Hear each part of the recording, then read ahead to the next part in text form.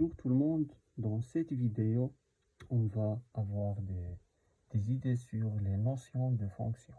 Ce sont les fonctions principales dans la chimie organique et que tous les étudiants de la chimie doivent connaître et bien apprendre afin de ne pas avoir des difficultés lors de leur apprentissage. Bon. On va débuter bien sûr par l'acide, bien l'acide carboxylique. La fonction principale de l'acide carboxylique est la suivante. On a un résidu et fonction carbonyle C double liaison O, simple liaison OH. C'est l'acide. Ensuite, on a l'anhydride d'acide. L'anhydride d'acide est comme suit. On a un résidu, fonction carbonyle, ensuite simple liaison oxygène, ensuite une autre ou bien deuxième fonction carbonyle et bien sûr un résidu. C'est l'anhydride d'acide. La fonction alcool, bien sûr la fonction alcool est voilà une simple liaison OH.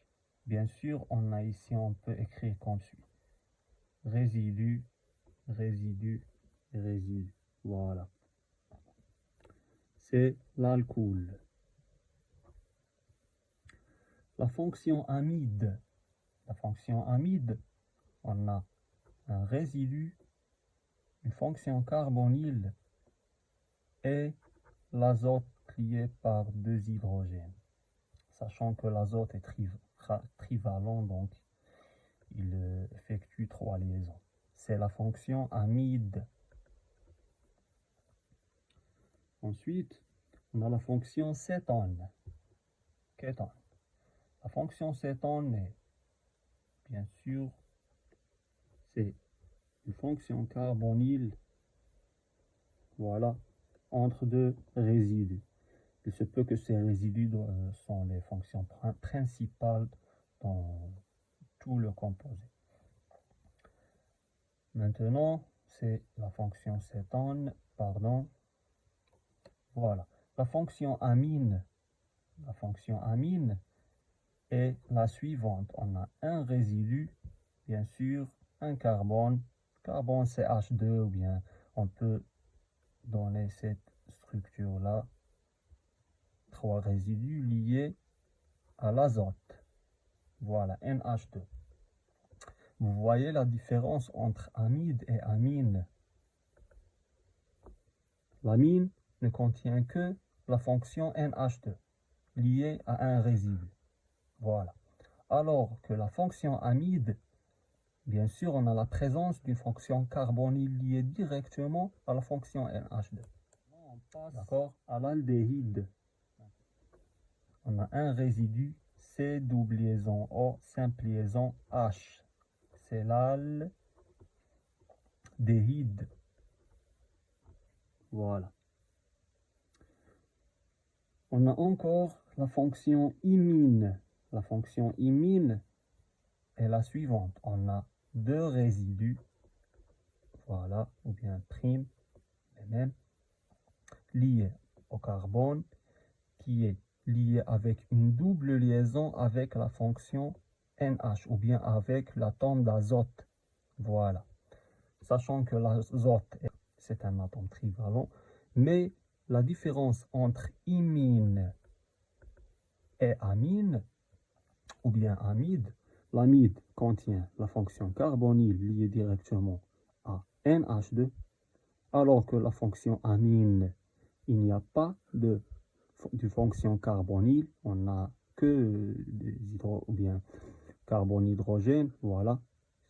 On peut dire que c'est tout ce composé est un seul résidu, voilà, lié directement à NH2. Alors que la fonction imine, on n'a pas une fonction carbonyle pour l'amide et on n'a pas une simple liaison liée directement à l'azote. comme l'amine. C'est ça la fonction imine. Maintenant, l'hétéroxyde. Tout simplement, on peut écrire l'hétéroxyde comme suit. Par exemple, on a un carbone lié avec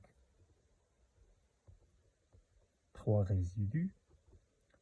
Et l'oxygène, on a juste l'oxygène. Encore un autre carbone lié à 3 résidus. R1, R1', R1 seconde. On peut encore écrire, pour ne pas vous perturber, on peut écrire juste R, oxygène, R'. Avec R ne contient une fonction carbonyle, vous voyez, parce que si on a une fonction carbonyle liée, ou bien si on a l'oxygène, pardon, qui est entouré par 2 fonctions carbonyles, c'est l'anhydride d'acide, vous voyez. Mais si on a, c'est pour cela on écrit ici de carbone. Je peux écrire CH3 par exemple, CH3, mais juste pour un peu laisser la fonction claire, on a le carbone lié avec 3, ou bien avec des résidus quelconques, liés simplement avec l'oxygène, ou bien l'oxygène entouré par 2 squelettes carbonés qui ne contiennent pas, par exemple, les carbonyles, ou bien pour rester toujours dans l'hétéroxyde, ou bien either in English. Donc c'est l'éther, oxyde.